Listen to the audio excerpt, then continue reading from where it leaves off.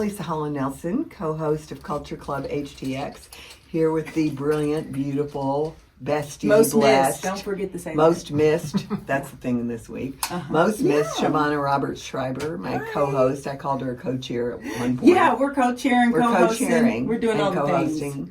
Co-media operating. She is the executive producer, however. I am the spitball. Those are official titles. Official, designated official. Co-founder, co-host, executive producer is you. Co-founder, co-host, spitballer is me. Perfect. It's so true. But so I'm being funny, but we've got kind of a serious subject And today we do. here with our communities segment, and I'm very excited to meet you, Ronel. Ronel Golden is a survivor, an advocate, and an author, and a trailblazer in the fight against domestic violence. So people who know me know that I have been in this fight for quite a while as chair of the board of ABDA, Aid to Victims of Domestic Abuse.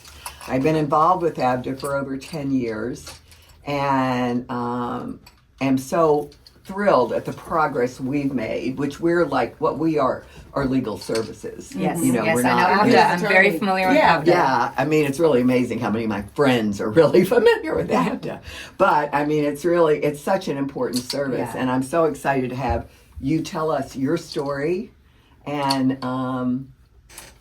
more Get that into it, she's read already. The No. questions. Well, and I I think did, too, yes. one, thank you again for being here. And another reason why this is very important is because this time of year, it is a time of year that has a lot of lots of emotions and therefore, unfortunately, family, domestic violence, etc. So we want to be sure that people see us as a resource for all the Absolutely. things. So, Ronel, tell us a little bit about, you have a book too. So just tell us a little bit about yourself, how you got to this point, and then we'll go from there. Okay, perfect. Not a long time ago, I guess about 15 years ago, I met a man who was very, very nice to me, overwhelmingly nice, friendly, warm, built me up, made me feel wonderful about myself. And then once we were in a relationship, slowly but surely that started changing. A little bit less nice, little jabs, a little bit of aggression, putting me down a little bit more. And not too long after that, I was in a situation where I'm living with somebody where I'm handing a lot of my financial control over to this person, where I'm being, one day I'm being belittled and brought down, the next time I'm being built up and told that I'm the most important person on the planet. And it took me a really long time to realize it only after I'd been physically abused as well, which is the last really phase of domestic violence. Some people could be abused their entire lives and somebody would never touch them, but that did happen to me. And it took me several years after that to figure out that this is a bad thing that I needed to get out of. Yeah, So- no, it's not nice and it's not healthy, but so many victims think it's all they can have. That's the one thing, but the other thing is that it starts slowly, right? So when you meet this person, they're typically nice to you. It's not an assault. An assault is when somebody comes at you and they hit you in the face and you know that you've been assaulted. But abuse is very difficult, domestic violence, intimate partner violence, because it starts typically with a person getting your trust, establishing that intimate relationship. And by that time, your brain believes that this is a trustworthy person. So by the time they start behaving badly, they make excuses for their behavior, but you're also making excuses for their behavior because you now believe that this is a trustworthy person who loves you and wants to build you up. Right. So that's the crazy part of it, is that it's very difficult to figure out what's going on after a while. Well, thank goodness that you did. And as a result, now you've been working with others to help them be equipped, and not just the individual, but their families as well. So tell us a little bit more about the work that you've been doing. So when I finally got out of my relationship, I still didn't know that I'd been abused. Okay. I didn't want to admit it. I felt shame. Also didn't really understand what abuse meant. I thought, but we had great times. But then there were these really dark times, all these ups and downs. So I decided to try to learn about this. I was going to learn, what is domestic violence? What does IPV mean? What is abuse? How did I get into this situation? And it was so difficult to find this information because there's a lot of resources out there. There are great psychological treatises and PhD, books that you have to be really smart to understand the terminology. There are lots of memoirs that are great too, but they don't really explain to you 1, 2, 3. What is abuse? 1, 2, 3. Why does a person abuse you, and why are you vulnerable to abuse? And then 1, 2, 3. What do you need to do to get out? Yes. And that's what I wanted to do, and that's why I decided to write a book about it. Very simple, because as you said, I worked with several victims of domestic violence, my friends and strangers. People started coming to me, and I figured out a process, and people wanted to hear about that. And then, as you said, the other thing is that it's very difficult for family members, right? Because one of the first things that an abusive person will do is that they will either cut you off from your family members, or, which is even worse, is that they will make you cut off your family members by telling you that they are jealous. They're trying to control you. They don't love you enough. So you end up completely isolated from your family and your friends.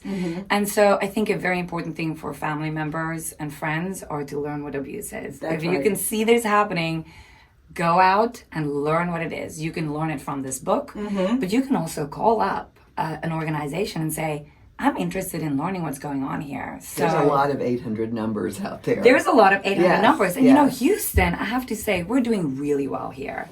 We have a lot of organizations that do really good work, and they're ready to support whether you're and a they victim. work together. They work which together. Is the other important. Yes. Yeah, organizations like Harris County Domestic Violence Coordinating Council, that is like, you know, they organize and support all of these other organizations, because you never know what the problem is going to be. It's going to be a financial problem, a mental health issue, and so they kind of help victims, guide them to the right direction. Maybe you need shelter. Yes, absolutely. And I think too, something else that's important to mention, and I want to hear your experience in this, is that I think when people think about abuse, sometimes they only think women, and that's not true.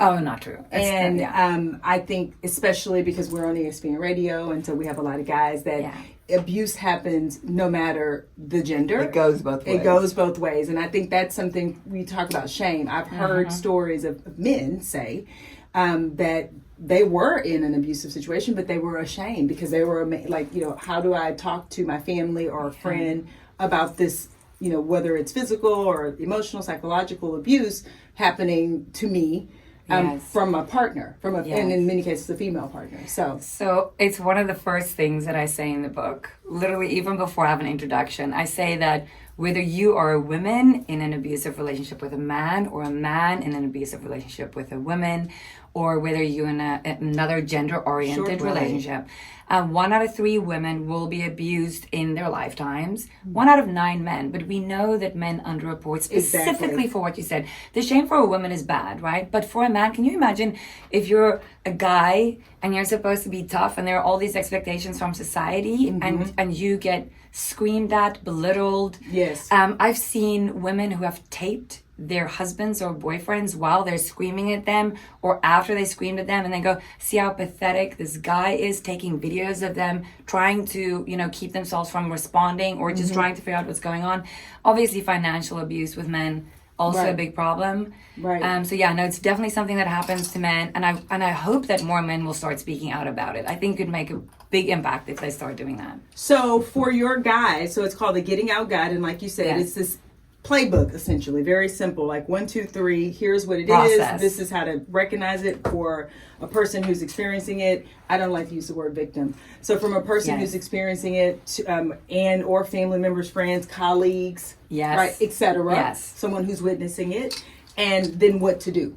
So how does one find this book? So the book is completely written, it's been edited, and it will be out early next year. Okay, got it. So there is a website that's been created, thegettingoutguide.com. Yes. There people can sign up for the book as soon as it's out. I'll give them a notification.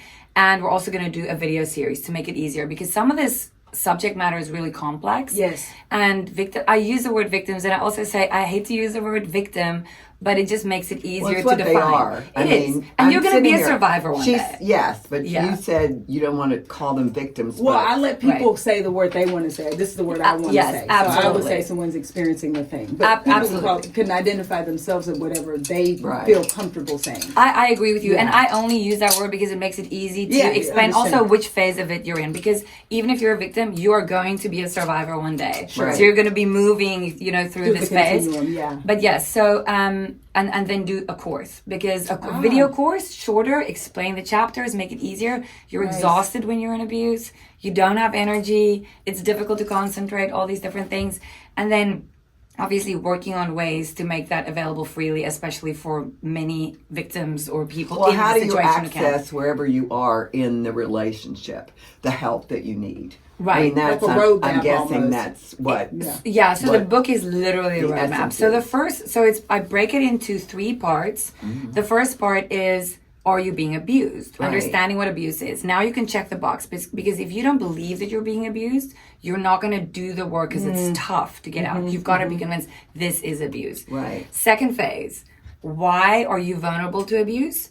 And why do abusers abuse? And what are the tactics that they use to get and keep you in abuse? And then what are the reasons, the practical reasons why you stay there? And then the third part is, how do you prepare for getting out? So, and how do you stay out? So I have this, I have a whole existence model, because you're not just one thing. You're not just a mental health, you're not just a mental thing. Right. You're not just a financial entity. You're not just a physical entity. So how do you prepare each one of these elements smart. of your existence to first get out? So you're just like minimum level of sustainability. And then how do you stay out? Keep working on these 7 pillars of your existence, Yes. so that you won't go back to that abuser or to another abuser. Yeah, exactly. So, good. yes. So the website again, thegettingoutguide.com. very simple. I like that. Very And you mentioned a public service announcement that you recently did. Yes, so with the Harris County Domestic Violence Coordinating Council, October every year is the Domestic Violence Awareness Month. Exactly. So what we wanted to do is get some of the leaders in the community, the DA's office, the sheriff's office, HPD, the commissioners, Commissioner Briones was there, and ask them, what did they learn from this Domestic Violence Month?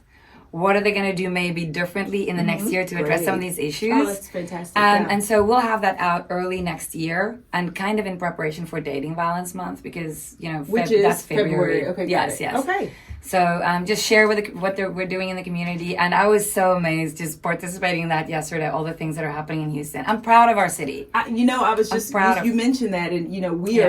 are obviously very Yeah, proud of our you. city. And again, we talk about many of the things that we're doing and organizations are doing here in Houston, and this work is not something we've talked about before, but for us to be doing something in support of such a worthy cause as a city, and it sounds like as a collective, all these different entities and leaders, is fantastic. I agree. And thank you guys for shedding light on this, because you'd be surprised that there are certain people that still shy away from talking about it.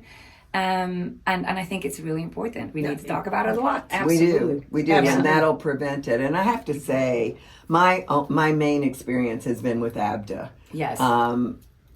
And I go into lots of ladies' rooms and lots of urgent cares with their little 10 things to do notes. So all of you other nonprofit or for-profit organizations that are trying to end this, you can put your marketing materials. So many places will accept them. That's right. Yes. It's amazing. Think about it. Think about Yes. putting them in places people go, like urgent cares and Stalls and restrooms. stalls and restrooms, but unbelievable religious, like churches and Churches, synagogues. synagogues, Yes. I mean, everybody has a ladies' room. Absolutely. And a men's room. and a men's Absolutely. room. And the city has some initiatives to start doing that next year in some of the public spaces. That's Yeah. So great. so that's great. But yes, you're so right. And it's quite amazing also the lack of knowledge that a lot of these organizations actually have about it. I think it would be great for faith leaders to also, and they know some obviously, but I think really start to learn about it so that you can see, in your parishioners or the people who Right. go to your organization, You can what's going on. Start to see some of the signs. You can see the signs. Once you know what they are, you can start that sensitivity to a person's needs. And And it's a tremendous. So now I'm getting on my soapbox, but You have one but minute, Good. madam. we're doing so well. But one of the worst situations for domestic violence is professional athletes, unfortunately. So one of the greatest things I know that ABDA has done, not only do they work with all of the professional sports teams in town, Yes. all of them, they have a program in middle school where these athletes go in and talk to young boys so they don't become abusers. That is fantastic. I mean, it's really a fantastic, I mean, it's so important. Well, Boys into Men, I think it's called. Yeah. And it is just so important. And so I think we just have to keep paying attention and doing more, and no idea is too small or too unimportant not to share it. Absolutely. I fully agree with you. And it's interesting that they're doing it in middle school, because we are seeing... That's kind of where the turn happens. And we're now doing Houston. Yeah. The county made money available to start doing interventions even in early childhood. Yeah. Oh, So excellent. yes, so there are, I think, 19 initiatives being launched early next year to start intervening with the littlest of our kiddos. So yeah, Well, it's across from the beginning to the end. Yeah. It can happen anytime, and absolutely. it can start. It can start anytime. Abuse and abusing. Exactly, both of those things. Yeah. Being vulnerable to abuse Yeah. starts at an early age, and like abusing starts at an early age. Being able to, yes, absolutely. Well, I can't thank you enough. I'm Yes, so thank you happy so to meet much. you and have you here, and Thank you so we're much going to for keep having this me. noise going. Absolutely, yeah. Yeah. Definitely. I look forward to the next time, and anything that I can do to support you. Well, I was going to support, say, yes. we'll definitely, as you know, we'll share out the link to your website. And then when your book is ready, please do let us know so we can also amplify that message, because we want this guide to get into the hands of all the people who want it and need it. Absolutely. So, like you said, we can just end this. Yeah, and we can end this. Absolutely. Yes. Absolutely. For sure. We're ending domestic violence and cancer. That's Lisa's thing. Oh, Okay. that's awesome. Ronel, thank you so Thank much you. for joining Thank us you. today. Thank you both Thank so much. It you. was great to speak to you. And with that, we'll be back. Bye.